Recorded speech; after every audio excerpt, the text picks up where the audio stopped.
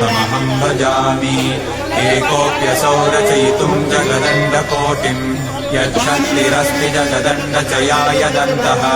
अण्डान्तरस्थपरमाणुचयान्तरस्थम् गोविन्दमादिपुरुषं तमहं भजामि यद्भावभावितधियो मन्यास्तथैव सम्प्राप्य रूपमहिमासनयानभूषाः सूक्तैर्यमेव निगमं प्रतितैस्तुवन्ति गोविन्दमादिपुरुषं तमहं भजामि आनन्दचिन्मयरसप्रतिभाविताभिः ताभिर्य एव निजरूपतया कलाभिः गोलोक एव निवसत्यखिलात्मभूतो गोविन्दमादिपुरुषं तमहं भजामि प्रेमाञ्जनच्छुरितभक्तिविलोचनेन सन्तः सदैव हृदयेषु विलोकयन्ति यं श्यामसुन्दरमचिन्त्य गुणस्वरूपं गोविन्दमादिपुरुषं तमहं भजामि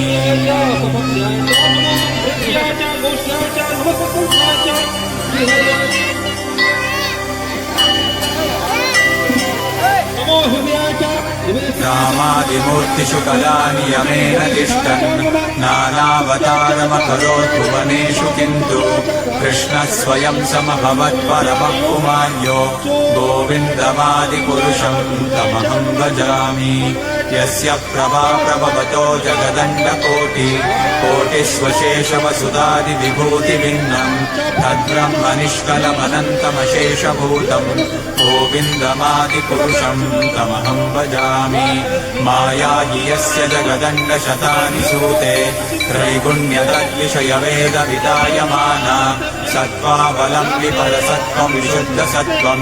गोविन्दमादिपुरुषं तमहं भजामि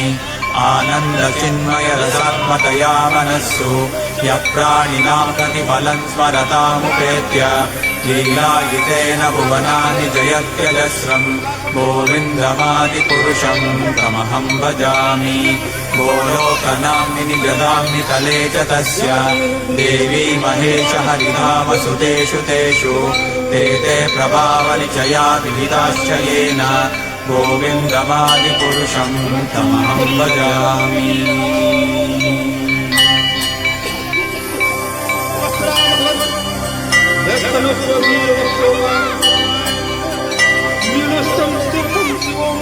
सृष्टिस्थितिप्रलयसाधनशक्तिरेका छायेव यस्य भुवनानि विभक्ति दुर्गा इच्छानुरूपमपि यस्य च चेष्टते सा